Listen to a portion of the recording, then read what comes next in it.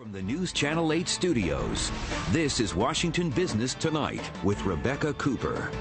Coming up next, along with the many other events taking place in the district this weekend, this one could make you money. The 2010 International Franchise Expo. We'll get the full details right after the break. Stay with us. Washington Business Tonight continues. This weekend, the district will host the 2010 International Franchise Expo. We told you a little bit about it last week. The event will feature franchise concepts from all over the world.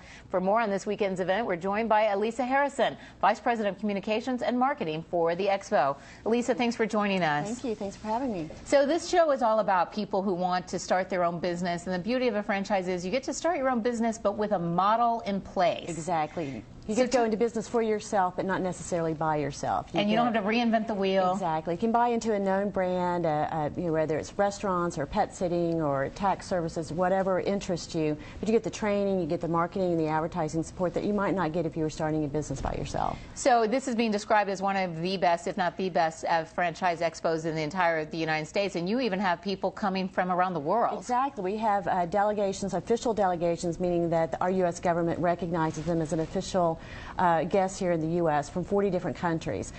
Certainly franchising is big in the United States, but it is one of our biggest exports. 60% of our members are operating overseas and growing. Asia, Latin America, some of the other countries are just realizing that franchising is a business model that can help businesses grow, but also help in local economic development. And for those people wanting to go to the Expo to explore different opportunities, you've got some companies that are already doing well in Europe that are now coming to the U.S. that may be brand new to people's neighborhoods. It might beat out, you may be too late to get the Cold Stone Creamery in your neighborhood, but you could get one of these new opportunities. So tell us about some of the exciting new franchise opportunities out there. Well, I think some of the areas that are growing are areas that are really following our demographics. As our population is aging, so things that have to do with health and wellness, gyms, med spas, senior living. Senior living is another excellent one. As the baby boomers start to age, they're going to need more services. So whether it's assisted living or in-home care services or other services that seniors might need as they're more active, those are two areas that are just growing by leaps and bounds. As one of our guests said last week, now's a great time to think about buying a franchise because you can buy some properties for less than what you might have otherwise. Right. But that's a scary time too. People are a little nervous about taking on something like that. Well, franchising tends to do very well during recessions because you do have a very skilled workforce out there that might be looking for a second career opportunity.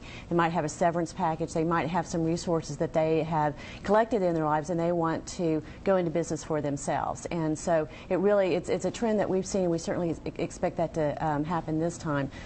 Financing might be an issue more this time just because credit is tight across the board, but our forecast shows that we do expect franchising to kind of get back on that upward growth trend in 2010. We saw a little bit of dip in 2009 as all businesses did, but we've experienced about a 20-year growth trend as far as franchising, the number of jobs that we've been able to produce, the number of economic output, and certainly the number of units that are growing.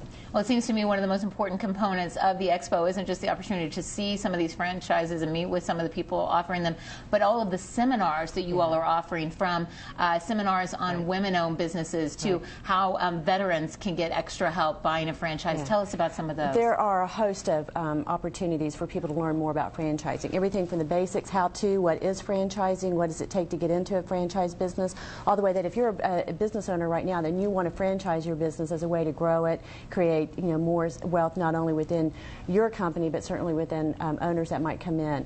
But also, you mentioned women and minorities. We have special seminars for them. We have actual special programs that our member companies participate in, as well as for veterans. Veterans and it's not too late to sign up for these. Where do they go? It's not. Go down to the convention center. Can they sign up though on our website before they go? They can go to ifeexpo.info.com. IFE meaning International Franchise Expo info.com, or they can register on site at the convention center tomorrow. The show opens at 10. It runs from 10 to 5 on Saturday and 11 to 4 on Sunday. And all the schedules are up. We'll be sure and put a link on our website. Yes, we've been telling people to stay away from the convention center, but you said things are going just fine working alongside the Secret Service. So far, so good. There seems to be enough room for everybody there. Okay. So. Sounds like an exciting opportunity. Okay. And if you see the Five Guys, be sure and get fries for me. We'll certainly do that for sure. Okay. Thanks so much. Thank you. We'll be right back after the break.